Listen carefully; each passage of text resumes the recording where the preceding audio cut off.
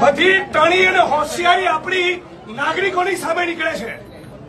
નેતાઓ સામે કાઢો, બુટલેગરો સામે પાવર કરો તો ખબર પડે, માઇનિંગ માફિયાઓની સામે પાવર કરો તો ખબર પડે કે તમે એસડીએમ છો ને પીઆઈ છો।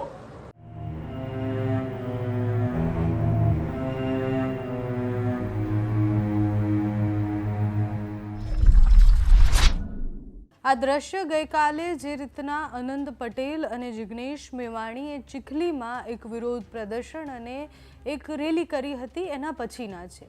એસડીએમને મળવા માટે ગયા અને પછી મહિલાઓની અટકાયત કરવામાં આવી અને એ મુદ્દે જિગ્નેશ મેવાણી ભડકી ગયા હતા। એસડીએમને મળવા પહોંચ્યા ત્યારે ચીખલીમાં એ રેલી પછી જે થયું એના આ દ્રશ્ય છે। રેલી કેમ કરવામાં આવી હતી તો ગેરકાયદેસર ચાલતી ક્વોરીના વિરોધમાં એ રેલી હતી અને એના પછી ચીખલીના આસપાસના વિસ્તારના લોકો ભેગા થયા હતા।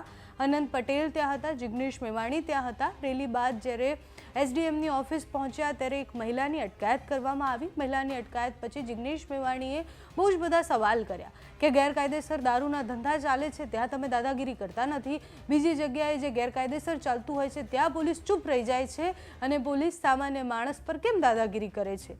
કોણ હતું એ માણસ જેને એ મહિલાની અટકાયત કરી છે અને મારી સામે લાવો એ હદ સુધી જિગ્નેશ મેવાણી આક્રોશિત થઈને બોલે છે।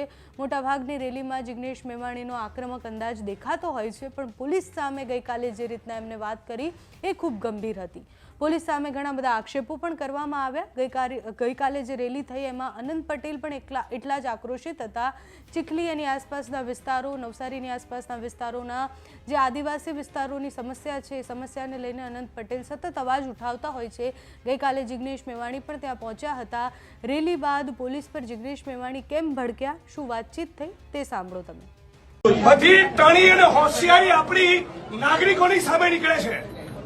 નેતાઓ સામે કાઢો, બુટલેગરો સામે પાવર કરો તો ખબર પડે, માઇનિંગ માફિયાઓની સામે પાવર કરો તો ખબર પડે કે તમે એસડીએમ છો ને પીઆઈ છો।